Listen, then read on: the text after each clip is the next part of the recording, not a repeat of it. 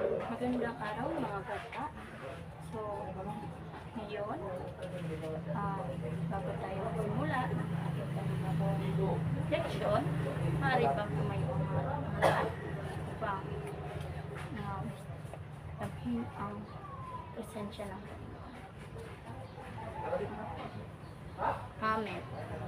So, ngayon, bago kayo magtuko, maaari bang tignan niyo ang inyong paligid kung mayroong mga basura. Kung wala naman, maaari na kayong ito ng maayos. So, walang basura. Ngayon, mayroon bang lumiban sa klase natin ito? Magaling. So, walang lumiban. Bago tayo magsimula ng ating leksyon, gusto ko munang malaman kung may natutunan mo ba kayo sa ating nakaraang pinag-aralan. So, maaari niyo bang sabihin sa akin ang inyong mga patatandaan? Okay, magaling. Paaralan?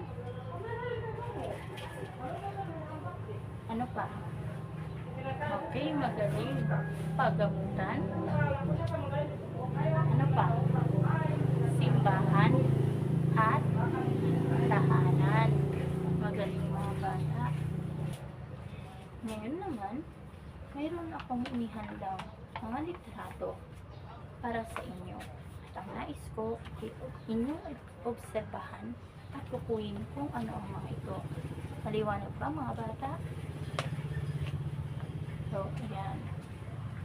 Maaari mo bang kukunin kung ano ito?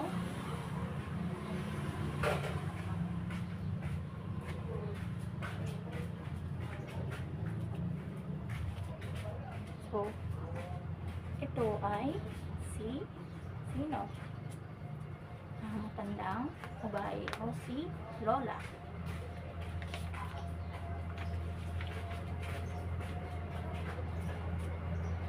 Sino naman ito? Ang dalawang babaeng bata. Ito naman, isang tatay, at isang bata.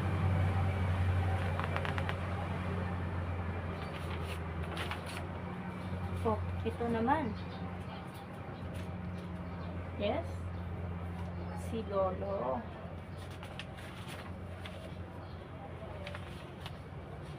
So, yan ang mga litratong inihanda. Maaari niyo bang tukuyin kung saan ito, kung ano ang ibig sabihin ng mga ito? Yes? Mga lolo at lola? Sila nanay at tatay? Ano pa? Nagmamahalan? Very good. Ano pa? Nagyayakapan? Magaling. So, kung may nagmamahalan, nagyayakapan, may lolo at lola, may nanay at tatay, may mga anak, ano ang ibig sabihin ito? Magaling. Ito ay ang pamilya. Galing. So ngayon, ang ating tatalakayin ay tungkol sa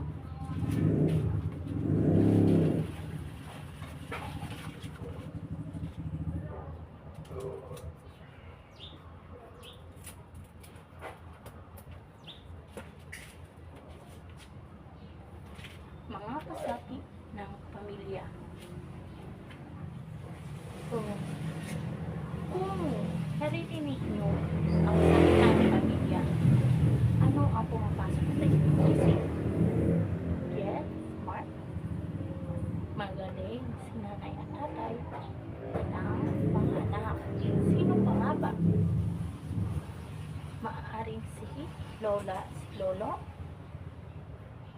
si tita, si tito. Magaling at ang iba pang mga mag-anak. So, sabi niyan,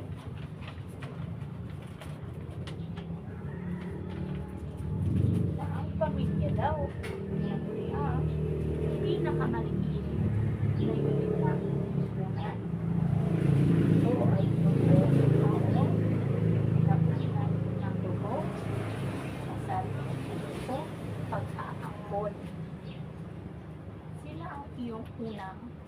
puso at katuwang sa paghubo ng iyong pagkatao,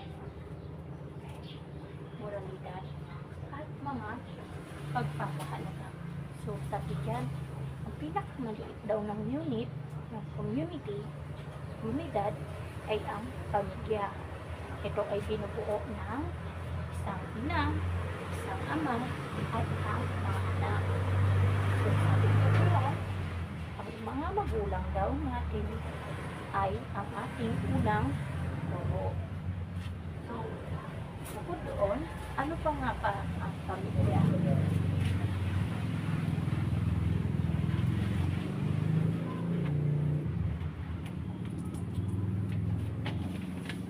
So, sabi diyan, magkatuwang sa buhay. At tutulungan ang mga miyembro nito sa mga pang-araw-araw na pangangailangan, naharap ng pagpagsubok at nagsasama-sama. So, ang pamilya daw ay ang mga katuwang mo sa buhay.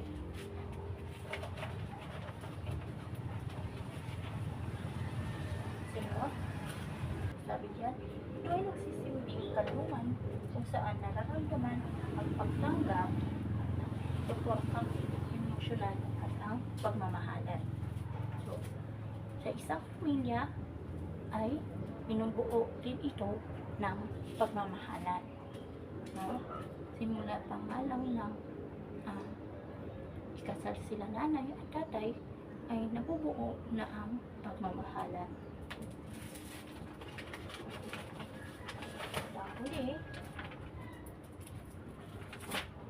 pamilya daw ay pundasyon ng lipunan.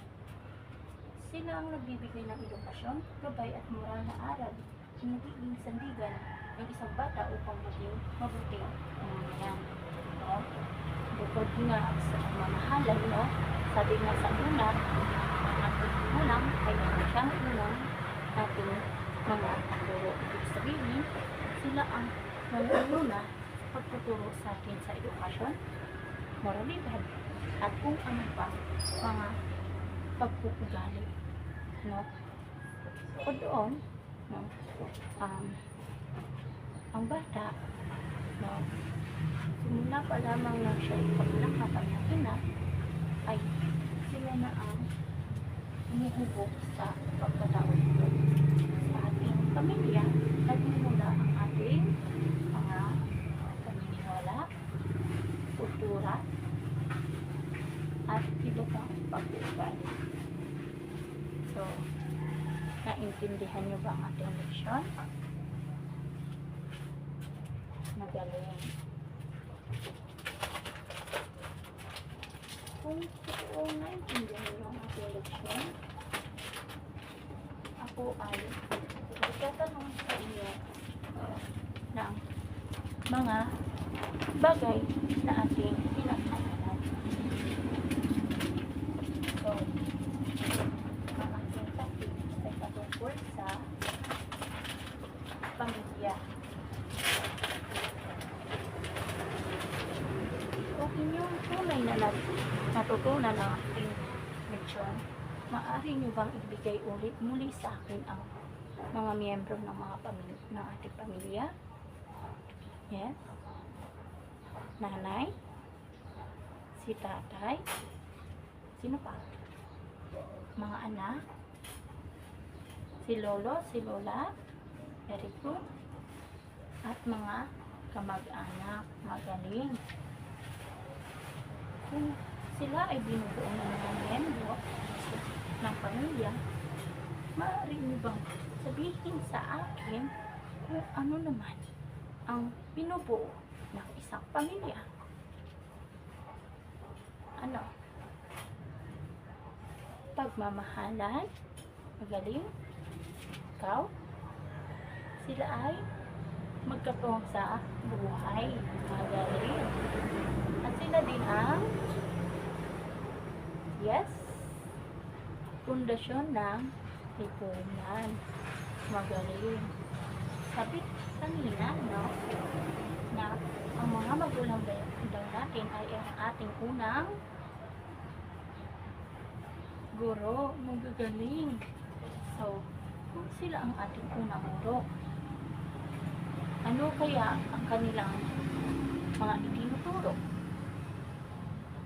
Ano? Very good. Ang ating mga pag-uugali. Ano pa? Maaaring edukasyon, moral, ano pa? At mga aral na nagsisilbing sandigan. Sila ang bubuk sa pagkatao ng mga bata. So, natutuwa ako na tunay nyo ang naintindihan ang ating leksyon ngayon. So, bago tayo magtapos sa ating mga pag-aaral, ay may inihanda ako mga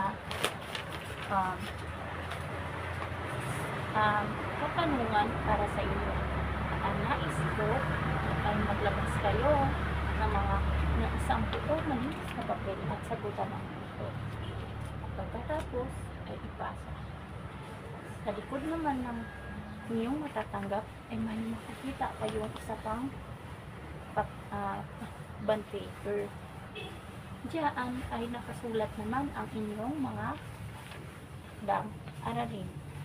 At nais ko na ito ay masagutan nyo sa inyong tahanan kasama ng inyong pamilya at maipasa ito bukas sa takdang oras. Paliwanag pa mga bata? Magaling. So, yan muna ang ating talakayin ngayon. Magandang hapon ulit. Paalam.